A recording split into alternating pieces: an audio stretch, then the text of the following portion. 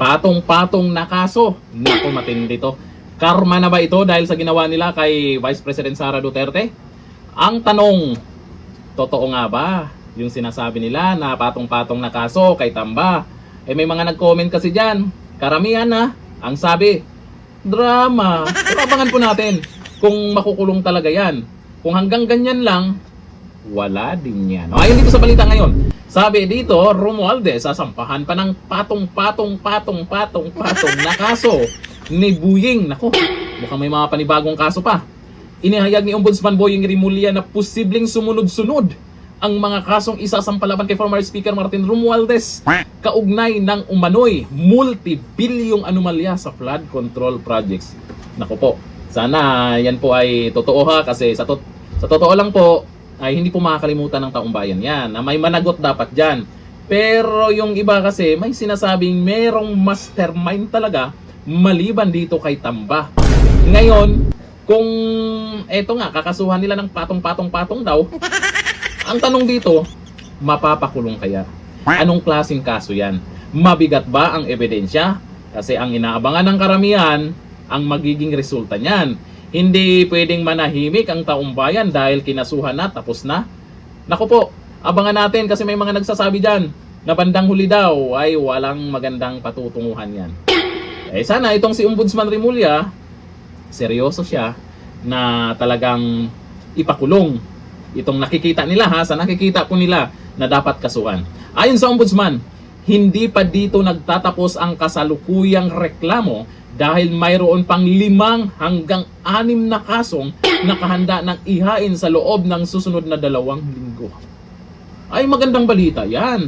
Gusto din naman nating mangyari yan para malay natin mapilitang magsalita si Tamba at ituro ang tunay na mastermind. Kasi doon sa pahayag niya na itong nakaraan ay lumalabas ay hindi siya ang mastermind dito sa maanumalyang flood control project. Pangalanan mo na Tamba at patunayan mo na hindi ikaw yung mastermind dito sa napakalaking pera na nakinabang ang mga buhaya. Ang daming nakinabang dyan, maraming nabusog dyan, pero ang gusto ng karamihan ngayon, yung mastermind talaga mapanagot. Hindi pwedeng saldi ko lang, hindi pwedeng, kapag okay na rin pag si Tamba ang mapakulong. Medyo magbago ang tingin ng iba sa administrasyon ngayon. Masasabing may ginawa nga. Eh kung hanggang ganyan lang, mapapakulong kaya nila to, si Tamba?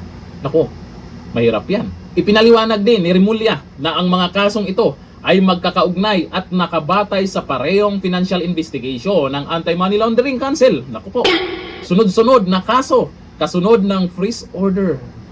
Ang payag ay kasunod ng naging hakbang ng Court of Appeals na maglabas ng 20-day freeze order sa mga ari-arian at bank accounts na inuugnay kay Romualdez at negosyanteng si Jose Roalito Enoy Paras.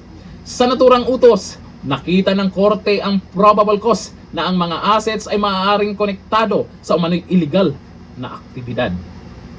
Giit ni Rimulya, dadaan sa tamang proseso ang lahat ng kaso at patuloy ang preliminary investigation. Naku, mukhang seryoso si Rimulya. Totoo kaya ito ha? Kasi kung mapakulong ni Rimulya yan, tapos sa 2020 tatakbong senador si Rimulya, mananalo yan. Seryoso, hindi naman natin sa kinakampihan, pero yan kasi ang gusto ng karamihan ngayon na may mapanagot yan, may mapakulong, lalo ng itong si Tamba.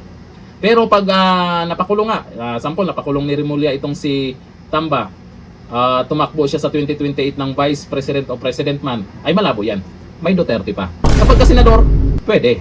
Ang mga reklamo ay konektado sa umano'y 56 billion kickback scheme sa flood control projects na maaaring lumabag sa mga batas tulad ng plunder, bribery, graft at Anti-Money Laundering Act. Ay, mukhang mabigat din naman to itong ikakaso nila. Ay, sana hindi po tayo mabudol dito at sana seryoso po si Rimulya dito sa gagawin niya at marami pong nakaabang dyan. Kasi kung magiging resulta niyan sa huli ay wala din talaga yan.